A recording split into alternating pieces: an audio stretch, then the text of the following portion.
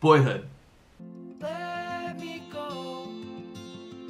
Richard Linklater's Boyhood is an incredible movie, and that's not a matter of opinion. I'm not saying I loved it and it stayed with me for days after seeing it. I did and it did, but that's beside the point. I am saying it is irrefutably and undeniably an incredible movie, and even people who don't like it will have to concede that.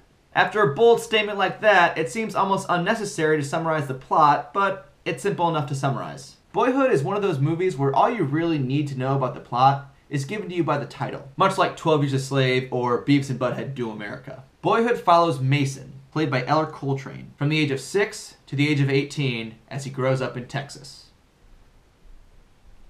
And that's it. If you somehow still haven't heard what Linklater was able to pull off in making Boyhood, he actually filmed this 12-year story over the course of 12 years, starting in 2002.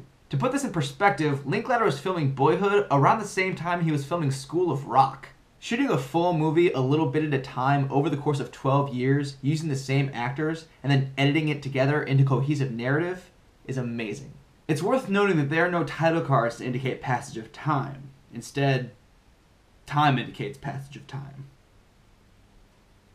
Just as is often the case in life, you blink and it's 2 years later. Mason literally grows up before our eyes, but so do his mother, played by Patricia Arquette, his father, played by Ethan Hawke, and his sister, played by the director's daughter, Lorelai Linklater. It's especially fascinating to watch his parents' growth over the 12 years. They change almost as much as Mason does, just in different ways because they start from different places in life. The biggest complaint I've heard about the movie, and I haven't heard many complaints, is that there's not enough story or not enough drama. This is a complaint I can understand about Terrence Malick's similarly themed Tree of Life, but I don't see how anyone could say Boyhood lacks drama. It has all the drama of adolescence and then some. Mason changes schools, experiences peer pressure, finds love and loses love, moves with his family across the state, splits time with separated parents, and deals with an alcoholic, abusive stepfather. And that's just the plot points. The central conflict of the narrative, the main source of drama, is Mason fighting to be independent. As he grows up, everyone in his life is trying to control him. His parents, his teachers, his girlfriend, his boss. They're all trying to tell him what to do and who to be, while he fights to establish and maintain his individuality. And I think this is a universal part of growing up.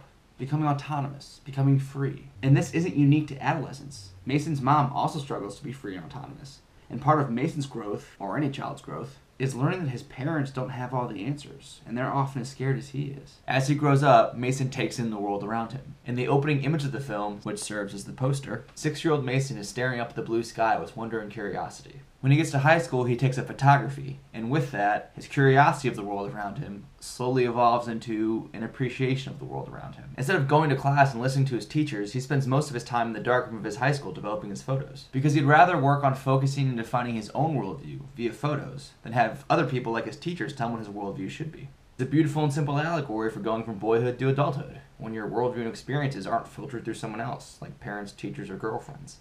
While the creation of this movie is amazing, the process alone doesn't, by default, make for a great movie. A film spanning 12 years could have been content just hitting the milestones of childhood. Mason learning to ride a bike, Mason graduating from middle school, Christmas mornings, a birthday here or there, Mason getting his first car, Mason going to prom. That would have been fairly dull. With the exception of a small birthday scene and a high school graduation party, Boyhood purposefully avoids milestones entirely. It even goes so far as to say explicitly that life shouldn't just be a succession of milestones. Instead, it focuses on the smaller moments of growing up, which I would argue are more memorable and more significant. Those are the moments that give you a complete picture of a person, of a life, not birthdays and graduations. For this reason and many reasons, it's not your typical coming-of-age tale, and it might very well be the best coming-of-age movie ever made. It's not some summer spent away at camp where the protagonist learns a lesson or two and takes a step towards adulthood. It's a literal coming-of-age. Adulthood isn't reached over a summer or over a weekend or from one significant experience. It's a gradual process. It's all your experiences taken collectively that bring you to adulthood.